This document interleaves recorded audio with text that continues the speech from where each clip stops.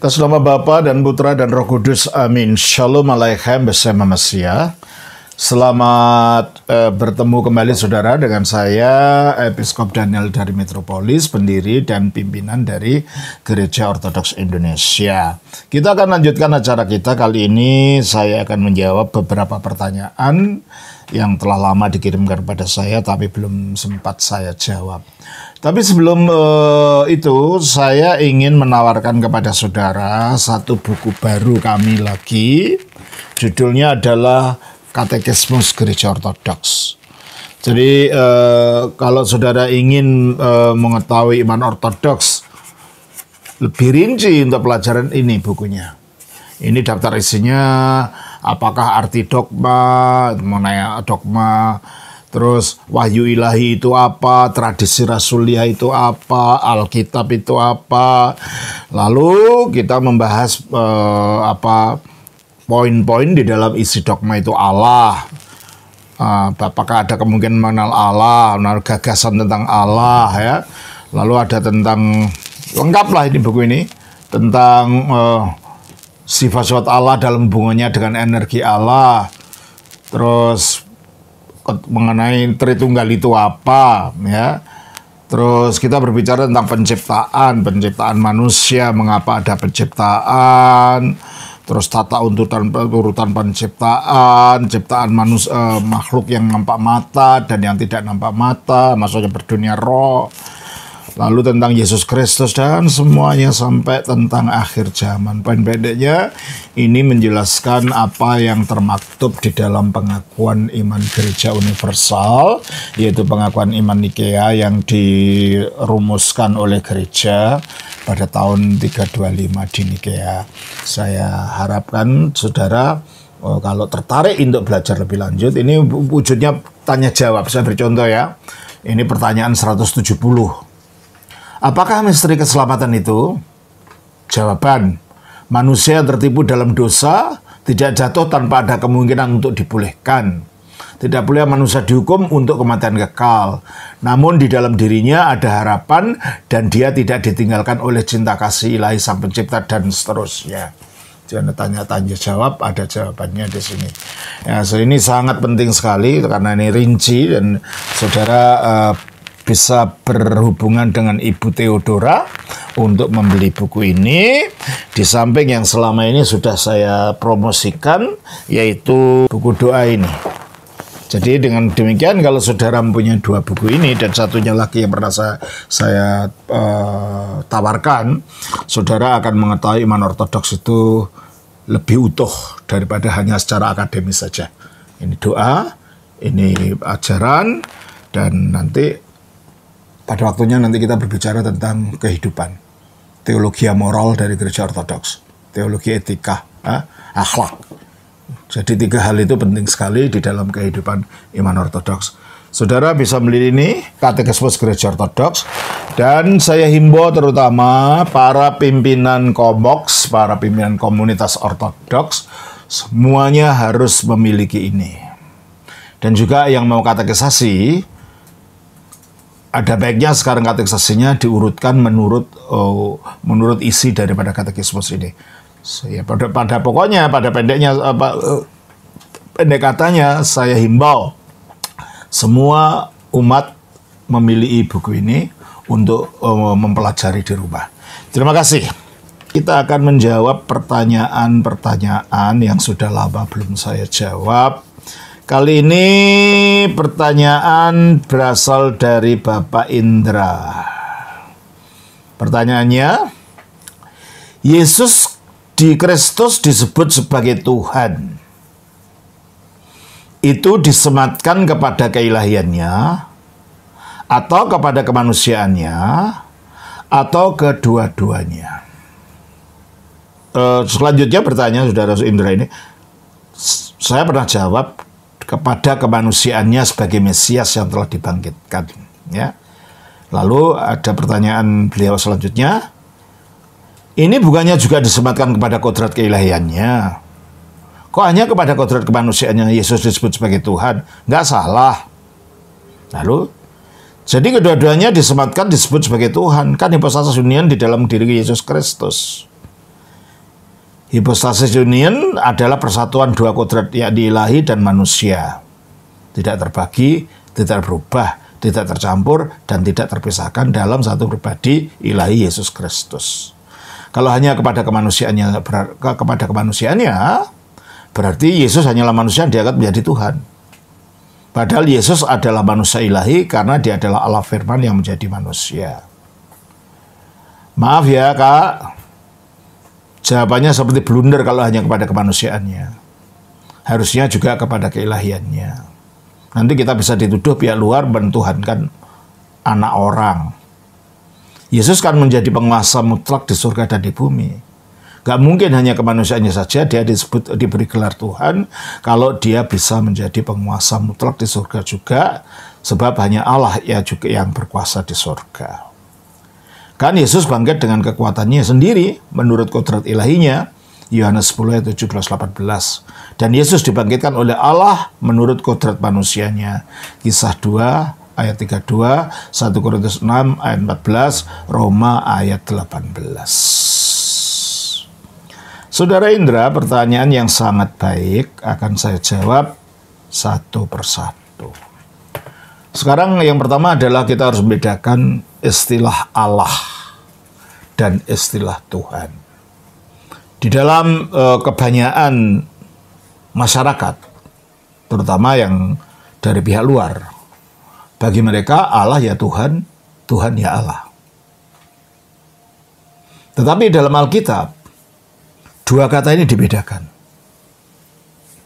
Coba kita baca di dalam Roma pasalnya yang ke-10 ayat 9 dan 10.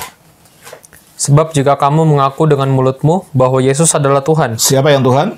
Yesus. Yesus. Terus? Dan percaya dalam hatimu bahwa Allah telah membangkitkan dia. Jadi siapa yang membangkitkan Yesus yang Tuhan ini? Allah. Allah. Kalau gitu Allah dan Tuhan di dalam ayat ini sama nggak artinya? Enggak. Tuhan yaitu Yesus yang dibangkitkan, Allah adalah yang membangkit. Allah adalah Bapa yang membangkitkan. Jelas ya? Kita baca juga di dalam 1 Korintus 8 ayat 6. Namun bagi kita hanya ada satu Allah saja, yaitu Bapa, yang daripadanya berasal segala sesuatu, dan yang untuk dia kita hidup. Dan satu Tuhan saja, yaitu Yesus Kristus. Siapa satu Allah? Bapa. Siapa satu Tuhan? Yesus. Beda nggak ini penggunaannya? Allah adalah untuk Bapa, Tuhan adalah untuk Yesus. 1 Korintus 6 ayat 14. Allah yang membangkitkan Tuhan. Allah yang membangkitkan Tuhan. Kalau Allah dan Tuhan artinya sama, ini kalimat ini membingungkan. Allah yang membangkitkan Tuhan, ini sama dengan isinya sama dengan Roma 10 ayat 9 10 tadi, coba. Sebab jika kamu mengaku dengan mulutmu bahwa Yesus adalah Tuhan. Siapa yang Tuhan? Yesus. Terus? Dan percaya dalam hatimu bahwa Allah. Jadi siapa yang membangkitkan Tuhan? Allah. Allah yang membangkitkan Tuhan. Ini maksudnya. Yang kita baca dalam 1 Korintus 6 ayat 14 tadi. Ya. Terus, siapa yang membuat Yesus jadi Tuhan ini? Kisah Rasul pasal yang kedua ayat yang ke-36. Jadi seluruh kaum Israel harus tahu dengan pasti bahwa Allah telah membuat Yesus yang kamu salibkan itu menjadi Tuhan dan Kristus. Siapa yang membuat Yesus menjadi Tuhan? Allah. Allah telah membuat Yesus jadi Tuhan. Artinya apa? Jadi kalau kita berbicara tentang Allah, kita berbicara tentang ya kalau menggunakan istilah agama Islam, zat wajibul wujud. Hakikat yang harus ada dan tidak mungkin tidak ada. Sang pencipta itu sendiri. Jadi kalau kita berbicara tentang Allah, dalam pemikiran Alkitab, itu kita sedang berbicara tentang Bapa yang tidak ada awal dan akhirnya, tidak bisa mati, ya, tidak nampak. Coba kita baca di dalam 1 Korintus 8 dan 6. Namun bagi kita hanya ada satu Allah saja, yaitu Bapa. Itu maksudnya. Ketika kita berbicara tentang Allah, kita sedang berbicara tentang Bapa ini. Yang sifatnya, 1 Timotius 6 ayat 16. Dialah satu-satunya yang tidak takluk kepada maut, bersemayam dalam terang yang tak terampiri. Seorang pun tak pernah melihat dia. Itu sifatnya. 1 Yohanes 4 ayat 12. Tidak ada seorang pun yang pernah melihat Allah. Nah, inilah yang kita maksud kalau kita berbicara tentang Allah. Nah, Allah yang esa ini di dalam dirinya memiliki firman. Yang itulah nanti turun jadi manusia namanya Yesus. Maka Yesus mengatakan, aku keluar dari Bapa. Kita baca dari Yohanes 8 ayat 42. Kata Yesus kepada mereka, "Jikalau Allah adalah Bapamu, kamu akan mengasihi aku, sebab aku keluar dan datang dari Allah." Nah, jadi Yesus keluar dari siapa? Dari Allah yang adalah Bapa tadi. Jadi Bapa itu menjadi pokok keesaan dalam diri Allah. Bapa itu menjadi wujud atau keberadaan hakiki dari Allah. Yang dari dalamnya Yesus keluar dari Allah. Tentu bukan dalam wujud manusianya. Kalau wujud manusianya keluar dari Maria. Lahir dari perempuan. Coba kita baca Galatia 4 ayat 4. Tetapi setelah genap waktunya, maka Allah mengutus anaknya, yang lahir dari seorang perempuan. Dan malah mengutus anaknya. Jadi sebelum lahir dia sudah diutus. Mana lebih dulu ada kalau gitu pengutusannya atau kelahirannya? Berarti dia sudah ada, tentunya belum berwujud manusia dan tidak berwujud manusia. Baru setelah turun itu lahir dari perempuan. Jadi kemanusiaan Yesus lahirnya dari perempuan. Jadi kalau dia mengatakan dia keluar dari Bapa tadi dalam Yohanes 8:42, itu kita tidak berbicara tentang wujud manusianya.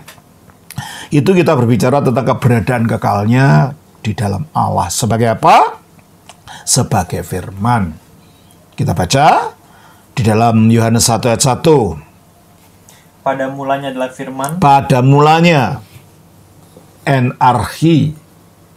Jadi pada mulanya sebelum ada apa-apa. In ologos. Sudah adalah firman itu.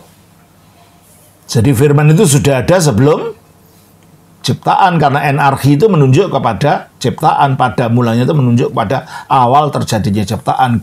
Kejadian 1 ayat 1. Pada mulanya Allah menciptakan. Nah, jadi pada mulanya itu titik pada waktu terjadinya ciptaan. Maka pada mulanya ini bukan awal adanya ciptaan, adanya logos. Maka dikatakan pada mulanya sudah adalah logos itu. Dan itu juga dikatakan di dalam Kolose 1 ayat 17. Ia ada terlebih dahulu dari segala sesuatu. Nah, dia ada terlebih dahulu dari segala sesuatu. Sebelum ada ciptaan. Ya tentunya bukan wujud manusia. Namanya belum Yesus. Itu adalah firman-Nya Allah yang ada dalam Allah. Coba kita juga di dalam Yohanes 17 ayat 5. Oleh sebab itu ya Bapa, permuliakanlah aku padamu sendiri, dengan kemuliaan yang kumiliki di hadiratmu sebelum dunia ada. Jadi sebelum dunia ada, di mana dia ada? Di hadirat Allah. Di lingkup sekitar Allah. Artinya di dalam Allah. Berarti Allah yang esa yaitu Bapa itu memiliki firman ini sejak kekal, tanpa awal, tanpa akhir di dalam dirinya. Karena firman ini berada dalam hakikat Allah, maka satu dengan hakikat Allah, maka dia memiliki hakikat yang sama dan satu dengan Allah, yaitu hakikat Allah ini. Makanya dikatakan dalam Yohanes 1 ayat 1 tadi. Pada mulanya adalah firman. Firman itu bersama-sama dengan Allah. Kalau bersama-sama dengan Allah, di mananya Allah? Ya di dalamnya Allah. Terus? Dan bersama-sama dengan Allah, dan firman itu adalah. Nah, karena dia bersama-sama dengan Allah, satu di dalam Allah, maka dia memiliki hakikat dan kodrat yang sama dengan Bapa atau dengan Allah yang di dalamnya dia itu berada secara kekal, maka dia berkodrat Allah juga. Ya, kodratnya satu dengan Bapa ini, gitu loh. Kita baca Yohanes 10 ayat 30. Aku dan Bapa adalah satu. Satu dalam hakikatnya. Tidak dikatakan aku dan Bapa sama saja, enggak. Bapa ya Bapa, firmannya ya firmannya. Tapi firmannya ada di dalam Bapa, memiliki kodrat yang sama dengan Bapa. Dalam arti inilah dia satu dengan Bapa. Itulah sebabnya dia disebut Allah, dan itu dikatakan dalam 1 Yohanes 5 ayat 20. Akan tetapi kita tahu bahwa anak Allah telah datang dan telah mengaruniakan pengertian kepada kita. Anak Allah yaitu firman Allah telah datang, telah menjadi manusia. Terus? Dan telah mengaruniakan pengertian kepada kita, supaya kita mengenal yang benar, dan kita ada di dalam yang benar, di dalam anaknya Yesus Kristus. Dia adalah Allah yang benar. Siapa Allah yang benar? Ya anaknya ini. Karena itu adalah firman. Jadi 1 Yohanes 5:20 itu maknanya sama dengan Yohanes 1 ayat 1. Dia adalah Allah yang benar. Karena dia mengambil bagian dalam kodrat yang sama dengan Bapa yang adalah satu-satunya Allah yang benar. Coba kita baca di dalam Yohanes pasal 17 ayat 1. Demikianlah kata Yesus, lalu ia menengadah ke langit dan berkata, Bapa. Jadi dia menyebut pada Bapa. Lalu diterangkan ayat 3. Inilah hidup yang kekal itu, yaitu bahwa mereka mengenal Engkau. Engkau ini siapa kalau gitu? Ya Bapa tadi. Terus? Satu-satunya Allah yang benar. Bapa ini satu-satunya Allah yang benar. Karena firman-Nya itu ambil bagian dalam kodrat ilahi yang sama dan satu yang ada dalam Bapa, maka firman itu juga disebut Allah yang benar.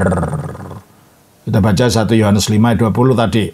Allah sejati atau Allah yang benar. Akan tetapi kita tahu bahwa anak Allah telah datang dan telah mengaruniakan pengertian kepada kita, supaya kita mengenal Allah yang benar, dan kita ada di dalam yang benar, di dalam anaknya Yesus Kristus. Dia adalah Allah yang benar. Oke. Bapa adalah satu-satunya Allah yang benar, karena firman itu berada dalam Bapa dan ambil bagian dalam kodrat ilahi yang sama dengan Bapa, maka dia ikut juga disebut sebagai Allah yang benar. Dalam arti inilah Yesus disebut Allah. Dalam arti keberadaan sebelum jadi manusia sebagai firman-Nya Allah yang satu dengan Allah. Ini mengenai Allah ya, mengenai sebutan Allah untuk Yesus. Selanjutnya, firman-Nya Allah yang adalah Allah ini dan tidak pernah kehilangan keilahiannya itu diutus turun ke bumi. Kita baca di dalam Yohanes 6 ayat 38. Sebab aku telah turun dari surga, bukan untuk melakukan kehendakku, tetapi untuk melakukan kehendak Dia yang telah mengutus aku. Nah, dia diutus dari surga. Jadi tadinya sudah ada di surga, artinya ada di dalam Bapa itu diutus. Jadi pengutusannya ada dulu. Diutus itu apa? Nah, kita baca Galatia 4 ayat 4 tadi. Tetapi setelah genap waktunya, maka Allah mengutus anaknya, yang lahir dari seorang perempuan. Nah, lahir dari seorang perempuan. Jadi perempuan ini bukan penyebab adanya pribadi firman. Perempuan ini dipakai oleh Allah melalui prinsip kuasanya, yaitu rohnya. Sehingga ovumnya atau buah indung telurnya tanpa dibuai oleh sperma laki-laki, tanpa ada percampuran antara sperma dan ovum wanita ini, oleh kuasa Allah melalui rohnya diciptakan janin. Makanya dikatakan di dalam Matius pasal yang ke-1 ayat 20, tetapi ketika ia mempertimbangkan maksud itu, malaikat Tuhan nampak kepadanya dalam mimpi dan berkata, Yusuf anak Daud, janganlah engkau takut mengambil Maria sebagai istrimu, sebab anak yang di dalam kandungannya adalah dari Roh Kudus. Dari Roh Kudus. Roh Kudus yang menciptakan gitu loh. Jadi bukan berarti Maria kawin dengan Roh Kudus, gak ada. Roh Kudus itu roh, gimana kawin dengan Maria? Roh Kudus itu prinsip rohnya Allah, prinsip hidupnya Allah, dan Roh Kudus itu juga yang menjadikan kita ketika orang tua kita melakukan hubungan, terjadi pertemuan antara sperma dan ovum dari orang tua laki-laki dan perempuan, di situ Roh Kudus berkarya menghembuskan kehidupan. Ayub pasal yang ketiga ayatnya yang keempat. Roh Allah telah membuat aku. Roh Allah telah membuat aku, kata Ayub. Terus? Dan nafas yang maha kuasa membuat aku hidup. Itu. Jadi roh Allah ini nafas hidup, nafas yang memberi kehidupan, yang menciptakan kehidupan. Jadi harus diingat bahwa dalam iman Kristen itu roh Allah itu atau Roh Kudus itu bukan malaikat Jibril. Itu adalahnya rohnya Allah yang tinggalnya sejak kekal di dalam Allah.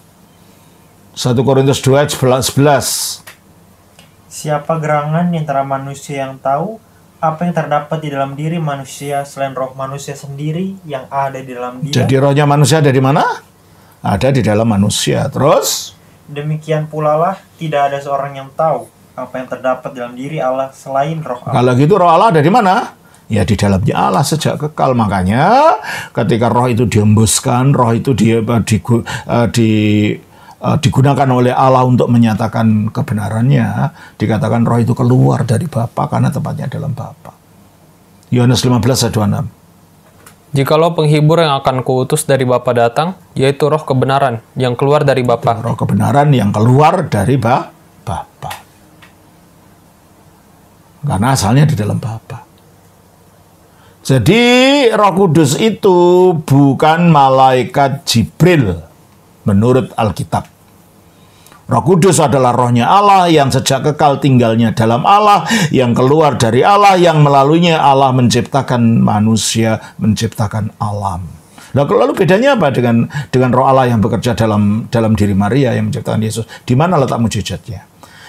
Kalau dalam hal manusia lain, roh itu bekerja seiring bertemunya antara ovum dan sperma. Kehidupan itu disalurkan seiring bertemunya ovum dan sperma pada waktu pembuahan kehamilan. Dalam hal Yesus tidak. Tanpa ada pembuahan dari sperma, tanpa ada pembuahan dari laki-laki, murni indung telur atau ovum Maria dijadikan oleh Roh Kudus menjadi janin, menjadi bayi, menjadi buah rahim Maria. Kita baca di dalam Lukas pasal 1 ayat 43. Siapakah aku ini sampai ibu Tuhanku datang mengunjungi aku? Nah, ayat yang ke-42, maaf. Lalu berseru dengan suara nyaring, diberkatilah engkau di antara semua perempuan, dan diberkatilah buah rahimmu. Ini berbicara tentang Yesus. Jadi kemanusiaan Yesus itu bukan berasal dari surga sana. Surga tidak ada manusia, tidak ada daging, tidak ada darah dan daging.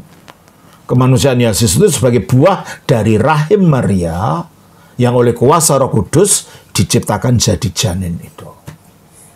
Setelah janin itu tercipta oleh Roh Kudus, maka firman Allah yang turun itu mengambil itu menjadi tubuh inkarnasinya. Jadi yang jadi manusia bukan Roh Kudus. Roh Kudus tidak pernah jadi manusia. Kita baca di dalam Filipi pasal yang kedua, ayat 6 dan 7. Yang walaupun dalam rupa Allah, tidak menganggap kesetaraan dengan Allah itu. Nah, walaupun dalam rupa Allah, mengapa dalam rupa Allah? Ya karena firman-Nya Allah. Firman itu adalah Allah. Mengapa disebut setara dengan Allah? Ya karena keakalan yang cuma satu, yang dimiliki oleh Bapa sekaligus dimiliki oleh firman-Nya di dalam dirinya. Maka tidak menganggap kesetaraannya dengan Allah itu sebagai milik yang harus dipertahankan. Terus? Melainkan telah mengosongkan diri. Nah, dia mengosongkan dirinya dalam arti keilahiannya tidak dinampakkan. Ya tetap di situ, di dalam diri Kristus itu. Coba kita baca Kolose 2 ayat 9. Sebab dalam dialah berdiam secara jasmaniah. Di dalam dia, di dalam Yesus, satu orang ini berdiam secara jasmaniah dalam wujud kemanusiaannya itu seluruh kepenuhan kealahan. Nah, kepenuhan kealahan itu artinya totalitas sepenuh-penuhnya dari keadaan Allah itu ada di dalam diri Yesus. Keberadaan Allah sepenuhnya, keberadaan Allah secara total yang ada pada Bapa itu juga diam di dalam Yesus sebagai firman-Nya meskipun dia telah menjadi manusia. Sehingga dalam Yesus yang satu pribadi ini ada dua kodrat. Kodrat ilahi, kodrat manusia yang sudah tidak dapat dipisah-pisahkan, dibagi-bagi lagi, dan tidak dapat juga dikacau balaukan atau salah mengerti. Yang Allah tetap Allah dengan sifat-sifat Allahnya. Yang manusia tetap manusia dengan sifat-sifat manusia. Tetapi keduanya disatukan dalam satu pribadi tadi, satu hipostasis tadi. Nah, disinilah firman itu jadi manusia. Jadi manusia bukan berarti berubah sifat salah satunya. Jadi manusia dalam arti yang ilahi, mengambil kemanusiaan yang dicipta Roh Kudus di dalam rahim Maria. Dan itulah yang dikatakan di dalam Yohanes 1 ayat 14. Firman itu telah menjadi manusia. Firman itu telah menjadi manusia. Yang jadi manusia firman, bukan roh. Roh yang menciptakan kemanusiaan firman itu, tapi yang mengambil untuk menjadi manusia, mengambil janin untuk menjadi manusia, itu adalah firman itu sendiri. Nah, sekarang, setelah firman ini jadi manusia, lalu dia diangkat menjadi Mesias. Mesias artinya orang yang diurapi. Pengangkatannya, deklarasinya dia sebagai Mesias terjadi lebih dulu, yaitu waktu dia dibaptis. Kita baca dalam Matius pasal yang ketiga, ayat 15 sampai 17. Lalu Yesus menjawab katanya kepadanya, biarlah hal itu terjadi, karena demikianlah sepatutnya kita menggenapkan seluruh. Nah, Yohanes Pembaptis maunya nggak mau membaptis dia. Dia tahu Yesus tidak perlu dibaptis kok. Nah, tapi Yesus mengatakan biar ini terjadi karena ada sesuatu yang perlu digenapkan. Apa yang digenapkan? Dalam Yohanes 1 ayat yang ke-31. Dan aku sendiri pun mula-mula tidak mengenal dia. Aku sendiri pun mula-mula tidak mengenal dia. Terus? Tetapi untuk itulah aku datang dan membaptis dengan air, supaya ia dinyatakan kepada Israel. Nah, ini tujuannya dia membaptis dengan air itu supaya ia dinyatakan kepada Israel. Sebab kalau tidak, ya orang tidak tahu siapa Yesus itu. Dia hanya orang tukang kayu yang miskin saja. Baru pada waktu dia dibaptis oleh Yohanes, sesuatu terjadi. Coba kita baca ayat 16. Matius pasal 3. Sesudah dibaptis, Yesus segera keluar dari air. Sesudah dibaptis, Yesus keluar dari air. Dan pada waktu itu juga langit terbuka. Dan dia melihat roh Allah seperti burung merpati turun ke atasnya. Terus stop. Kalau gitu roh Allah keluar dari siapa? Dari mana? Dari langit, dari Bapa. Roh itu keluarnya hanya dari Bapa saja. Tapi akhirnya roh ini turun kepada firman-Nya Allah yang telah jadi manusia itu. Dan dialah mengurapi sebagai Mesias, sebagaimana sebelum Daud menjadi raja, dia diurapi dulu oleh Nabi Samuel. 1 Samuel 16 ayat 13. Samuel mengambil tabung tanduk yang berisi minyak itu dan mengurapi Daud di tengah-tengah saudaranya. Ya. Baru beberapa tahun kemudian, dia diangkat dinobatkan sebagai raja, sebagai Mesias. Tapi pengurapannya sudah terjadi. Yesus pun begitu.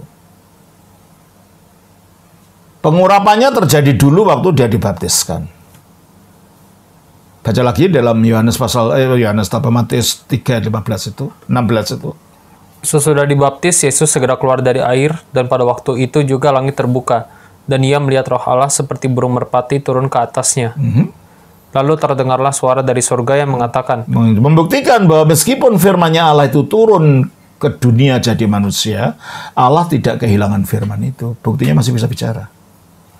Nah, firman itu bukan hanya sekedar suara ya. Segala sesuatu yang menyatakan tentang Allah itulah firman-Nya Allah. Makanya firman-Nya bisa jadi manusia. Firman-Nya bisa datang dalam wujud penampakan-penampakan ilahi dalam perjanjian lama. Nah, firman-Nya bisa juga dalam wujud suara, dalam nubuat, dalam pewahyuan dan lain-lain. Bahwa ketika firman Allah jadi manusia itu dibaptiskan, Allah di surga itu, Bapa itu masih bisa berbicara. Menunjukkan ketika firman itu jadi manusia, Allah tidak kehilangan firman. Berarti firman itu tetap hadir dalam diri Allah secara kekal di dalam Bapa, tapi juga bisa hadir dalam wujud inkarnasinya di dalam diri Yesus Kristus. Terus, ayat 17. Lalu terdengarlah suara dari surga yang mengatakan, inilah anakku yang kukasihi. Nah, di sini Yesus dinyatakan melalui baptisan itu. Kata-kata inilah anakku yang kekasih ini sebenarnya merupakan penggenapan dari Mazmur 2 ayat 7. Aku mau menceritakan tentang ketetapan Tuhan. Ia berkata kepadaku, anakku engkau telah kuperanakan pada hari ini. Ya, ini adalah Mazmur kemesiasan. Oleh ilham Roh Kudus, Daud mengatakan, anakku engkau. Dan karena Daud ini akan menjadi penggenapan Mesias kekal, yaitu firman Allah yang jadi manusia, maka ketika Allah mengatakan anakku engkau, dia merujuk kepada nubuat yang ada dalam Mazmur 2 ayat 7 tadi. Berarti di situ dia dinyatakan sebagai Mesias, anak Allah. Terus Lalu terdengarlah suara dari surga yang mengatakan, inilah anakku yang kukasihi, kepadanya lah aku berkenan. kata kepadanya lah aku berkenan itu juga nubuat kemesiasan. Yesaya 42 ayat 1 ya. Lihat, itu hambaku yang kupegang, Oke. Terus orang pilihanku, yang kepadanya aku berkenan. padanya aku berkenan. Jadi Kristus itu disebut anak Allah, tapi juga hamba Allah. Hamba kenapa? Karena dia akan menjadi Mesias yang akan melayani, bukan untuk dilayani. Markus 10 ayat 45. Karena anak manusia juga datang bukan untuk dilayani, Nah, anak manusia itulah gelar untuk Mesias. Dia datang bukan untuk dilayani. melainkan untuk melayani. Orang yang melayani orang apa? Pelayan. Pelayan itu hamba. Maka dalam Alkitab, Yesus juga disebut hamba Allah. Dan itu yang kita baca juga dalam Filipi 2 ayat 7. Melainkan telah mengosongkan dirinya sendiri dan mengambil rupa seorang hamba dan menjadi sama Oke, dengan menjadi manusia. rupa seorang hamba. Siapa yang menjadi rupa seorang hamba? Yang setara dengan Allah tadi. Firman Allah. Jadi penyebutan Yesus sebagai hamba Allah tidak bertentangan dengan keilahiannya, karena yang ilahi itu yang merendahkan diri, mengambil wujud manusia, dan berfungsi sebagai hamba di dalam menyerahkan tubuhnya bagi manusia. Aku datang bukan untuk dilayani, tetapi untuk melayani. Jadi kalau begitu, apa yang dikatakan oleh Bapa pada waktu Yesus dibaptiskan itu, anakku yang kekasih, itu merujuk kepada Yesaya 42 ayat 1 tadi. Coba baca lagi itu Yesaya itu. Lihat, itu hambaku yang kupegang, orang pilihanku, yang kepadanya aku berkenan. Oke, yang kepadanya aku berkenan. Nah, dua nubuat Mesias ini diucapkan waktu Yesus dibaptiskan, berarti Yesus dinyatakan sebagai Mesias. Tapi penubatannya sebagai Mesias, karena Mesias itu salah satunya adalah sebagai raja, sebagai pada Daud. Penubatannya sebagai raja di Yerusalem itu terjadi setelah dia mengalahkan matinya Saul, mengalahkan ini, mengalahkan itu, baru dia diangkat jadi raja. Yesus pun begitu. Tidak langsung pada waktu itu dia dinubatkan. Dia harus berperang melawan iblis, dosa, dan maut. Dan yang setelah dia menang melalui kebangkitannya, baru dia diangkat, dinobatkan di dalam Kisah Rasul pasal 2. Ayatnya yang ke-33, 34. Dan sesudah ia ditinggikan oleh tangan kanan Allah. Sesudah ia ditinggikan oleh tangan kanan Allah. Ditinggikan dengan apa? Dengan cara apa? Dengan yang dikatakan oleh Yesus sendiri dalam Matius pasal 28 ayat 18. Yesus mendekati mereka dan berkata, kepadaku telah diberikan segala kuasa di surga dan di bumi. Kepadaku telah diberikan kuasa, segala kuasa di surga dan di bumi. Kalau diberikan segala kuasa, jadi dia apa artinya? Yang punya kuasa itu apa? Penguasa. Maka karena dia telah diberikan, siapa yang memberikan ini? Ya Bapa. Telah diberi segala kuasa di surga dan di bumi, maka dia menjadi sang penguasa, raja segala raja, Tuhan di atas segala Tuhan, dalam arti inilah dia disebut Tuhan. Wahyu 19 ayat 16. Dan pada jubahnya dan pahanya tertulis suatu nama, yaitu Raja segala raja Raja segala raja, dan Tuhan di atas segala Tuhan. Tuhan di atas segala Tuhan. Itulah yang diringkaskan bunyinya Tuhan itu. Jadi Tuhan untuk Yesus itu adalah gelar kemesiasan setelah dia dinobatkan sebagai raja yang duduk di sebelah kanan Allah. Jadi yang duduk di sebelah kanan Allah itu adalah kemanusiaan Kristus yang dimuliakan. Nah, keilahiannya di mana? Keilahiannya ya tetap pada dia dan menyatu dengan Bapa, hanya tidak dilihat mata. Yang bisa dilihat mata adalah kemanusiaannya itu. Maka coba kita baca di dalam Kisah Rasul 2 ayat 33-34. Dan sesudah ia ditinggikan oleh tangan kanan Allah dan menerima Roh Kudus yang dijanjikannya itu. Menerima Roh Kudus. Jadi menerima dari mana kalau gitu? Dari Bapa. Dijanjikan di mana? Dijanjikan di dalam Yohanes 14, 15, 16. Sudah dijanjikan. Berarti kalau gitu Roh Kudus keluarnya dari mana sejak kekal? Ya dari Bapa saja. Baru terus. Dan sesudah ia ditinggikan oleh tangan kanan Allah dan menerima Roh Kudus yang dijanjikannya itu, maka dicurahkan. Maka Roh Kudus dicurahkannya kepada manusia melalui Mesias yang telah dimuliakan ini. Itulah sebabnya kalau dalam dirinya sendiri, Roh Kudus dalam hubungannya dengan Bapa disebut Roh Bapa. Kita baca Matius 10 ayat 20. Karena bukan kamu yang berkata-kata, melainkan roh Bapamu. Roh Bapamu. Mengapa disebut Roh Bapa? Karena dia keluar dari Bapa. Kita baca dari Yohanes 15 ayat 26. Jikalau penghibur yang akan kuutus dari Bapa datang. Ya, Roh penghibur yang keluar dari Bapa. Terus yang keluar? Yaitu roh kebenaran yang keluar dari Bapa. Karena dia keluar dari Bapa, dia disebut Roh Bapa. Tapi karena dia tinggalnya dalam Allah, seperti yang kita baca dalam 1 Korintus 2 ayat 11, maka dia disebut Roh Allah. Nah, itu dalam keadaan kekalnya. Tapi dalam keadaan sesudah penebusan firman jadi manusia, roh itu dicurahkan kepada kita melalui firman. Sehingga karena firman itu disebut anak Allah, maka roh Allah yang juga roh Bapa ini disebut juga roh anak Allah. Galatia 4 ayat 6. Dan karena kamu adalah anak, maka Allah telah menyuruh roh anaknya. Roh anaknya. Dan karena anak ini ketika jadi manusia namanya Yesus, maka dia disebut sebagai roh Yesus. Kisah Rasul pasal yang ke-16 ayat 7. Dan setibanya di Misia, mereka mencoba masuk ke daerah Bitinia. Tetapi roh Yesus. Roh Yesus. Karena Yesus ini bergelar Kristus atau Mesias, maka dia disebut roh Kristus.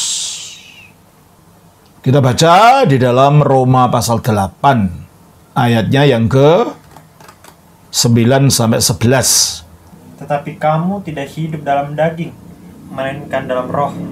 Jika memang roh Allah. Roh Allah. Karena apa disebut roh Allah? Karena memang tinggalnya dalam Allah. Terus, roh Allah ini juga disebut, terus kan? Roh Allah diam di dalam kamu. Tetapi jika orang tidak memiliki roh Kristus. Nah, sekarang disebut roh Kristus, roh Allah ini. Karena apa? Karena datangnya kepada kita melalui Kristus. Jadi bukan berarti roh itu keluar dari Bapa dan Anak, gitu. Enggak.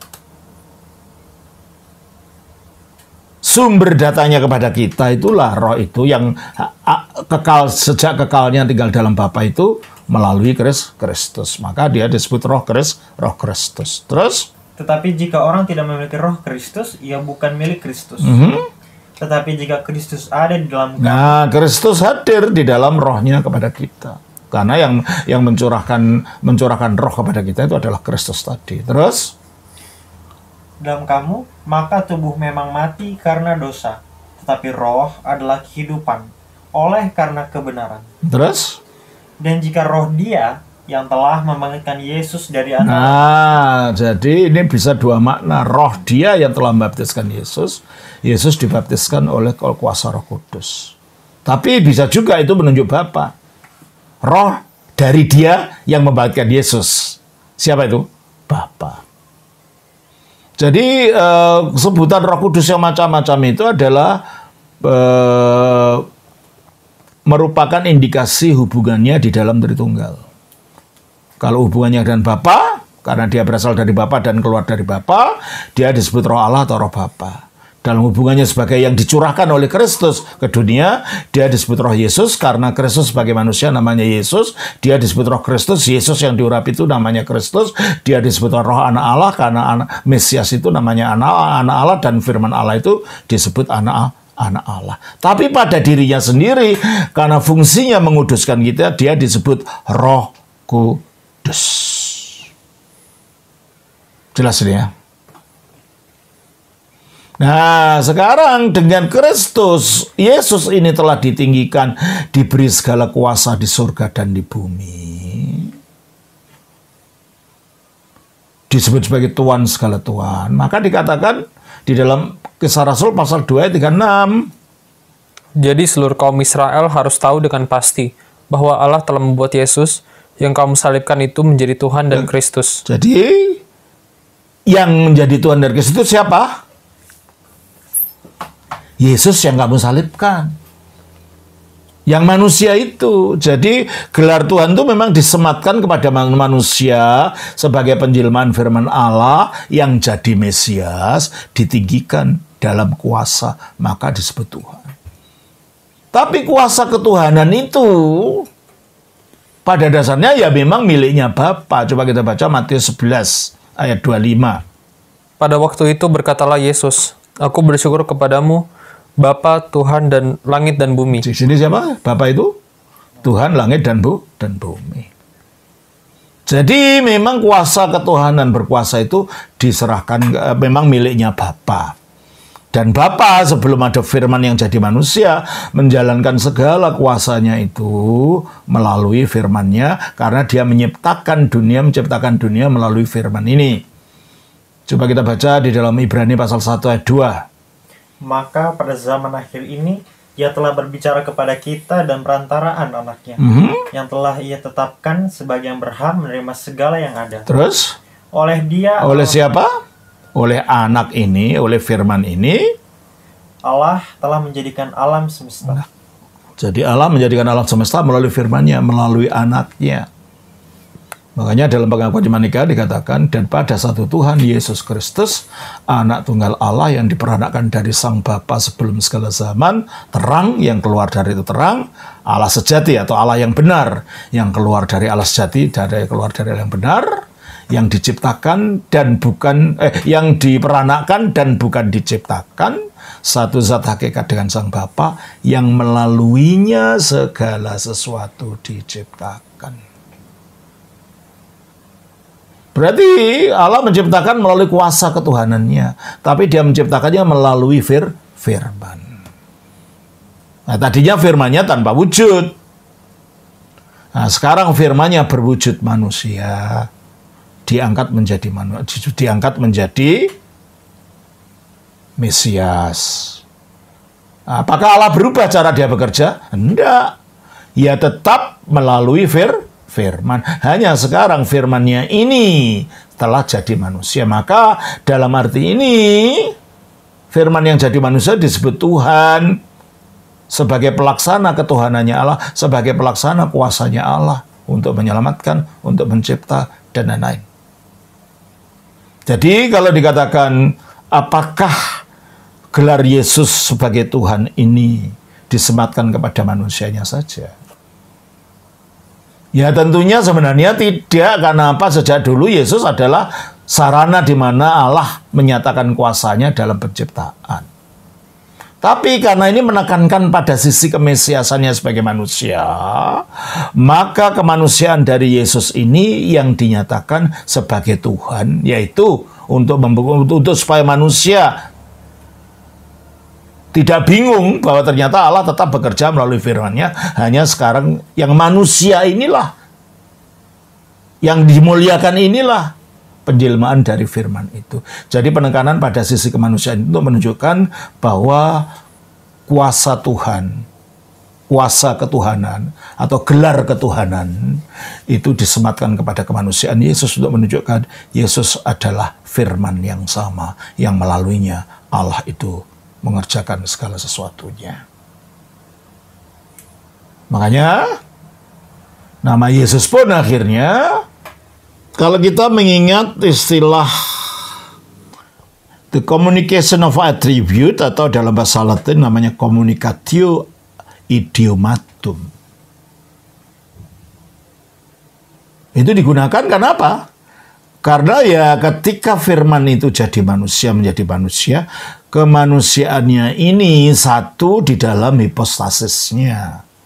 Sehingga apa yang dilakukan oleh firman sebelum jadi manusia, itu bisa dikenakan ketika firman sudah jadi manusia. Coba kita baca dalam 1 Korintus 8 ayat 6. Namun bagi kita hanya ada satu Allah saja, yaitu Bapa, yang daripadanya berasal segala sesuatu, dan yang untuk Dia kita hidup, dan satu Tuhan saja, yaitu Yesus Kristus, yang olehnya segala sesuatu telah dijadikan. Nah, padahal yang olehnya segala sesuatu diciptakan itu Sang Anak yang kekal, firman. Kita baca di dalam Ibrani 1 ayat 2 tadi. Maka pada zaman akhir ini, Ia telah berbicara kepada kita dengan perantaran anaknya, yang telah Ia tetapkan sebagai yang berhak menerima segala yang ada. Oleh Dia Allah telah menjadikan alam. Nah, jadi Allah menjadikan alam semesta, menjadikan segala sesuatu melalui Sang Anak ini, Sang Firman ini. Tapi dalam 1 Korintus 8 ayat 6b itu dikatakan Yesus Kristus yang olehnya segala sesuatu, yang olehnya segala sesuatu telah dijadikan. Jadi inilah namanya apa tadi? Communicatio idiomatum tadi. Communication of attribute. Apa yang dilakukan dalam keilahiannya, karena firman ini, firman kemanusiaannya itu satu dalam hakikat, maka bisa dikatakan pada kemanusiaannya. Demikian kalau dilihat dari itu ya memang kata Tuhan itu disematkan baik kepada keilahiannya karena gelar Tuhan atau gelar sebagai penguasa itu miliknya Bapa yang dilaksanakan oleh Bapa melalui firman-Nya. Maka ya memang kita tidak bisa strict mengatakan itu hanya kemanusiaannya saja yang disebut sebagai sang penguasa itu. Jadi kalau begitu ya memang coba kita baca lagi pertanyaan saudara tadi ya. Bukannya ini juga disematkan kepada kodrat keilahiannya. Ya memang asalnya dari Bapa kan. Gelar Tuhan itu kan asalnya miliknya Bapa, seperti yang kita baca dalam Matius 11 ayat 25 tadi. Dan ketuhanan Bapa ini dilaksanakan, diserah kuasakan kepada firman, baik sebelum jadi manusia, maupun sesudah menjadi manusia. Oleh karena itu kemanusiaan itu ditekankan sebagai yang diangkat jadi Tuhan, untuk menekankan bahwa ini firman yang sama. Baik sebelum berwujud manusia ataupun sesudah jadi manusia yang melaluinya Allah bekerja. Begitu. Hanya kita harus dibedakan. Kalau kita berbicara tentang Yesus sebagai Tuhan itu artinya kita berbicara tentang gelar kekuasaannya. Kalau kita berbicara tentang Yesus sebagai Allah, itu keberadaannya sebagai yang satu dengan Bapa, sebagai firman. Ya tahu? Bapak mengatakan, jadi kedua-duanya disematkan disebut sebagai Tuhan. Kan hypostasis union di dalam diri Yesus Kristus. Sudah saya jelaskan. Hypostatic union adalah persatuan dua kodrat, yakni ilahi dan manusia. Tidak terbagi, tidak berubah, tidak bercampur, dan tidak terpisahkan. Sudah saya jelaskan. Dalam satu pribadi ilahi Yesus Kristus. Kalau hanya kepada kemanusiaannya, ya karena ini yang menjadi permasalahan adalah manusia Yesus ini siapa? Maka manusia Yesus ini bukan manusia biasa, dia penjelmaan firman Allah. Maka ditekankan pada sisi kemanusiaannya sebagai yang diangkat diangkat menjadi Tuhan, dalam pengertian menjadi yang diberi kuasa, karena melalui dia sebagai firman yang menjadi manusia, Allah tetap menjalankan kuasanya itu di dalam diri firman-Nya yang jadi manusia tadi, ya tahu? Kalau hanya kepada kemanusiaannya berarti Yesus hanyalah manusia diangkat jadi Tuhan. Ya, saya jelaskan ini kadang berbicara tentang dari sisi keberadaan Yesus sebagai manusia, siapa dia. Tapi setelah kita lihat lebih dalam lagi, ya memang tidak sesimpel itu kan, sudah saya katakan ya. Padahal Yesus adalah manusia ilahi karena dia adalah firman Allah yang menjadi manusia, setuju. Tidak ada kesalahan di situ.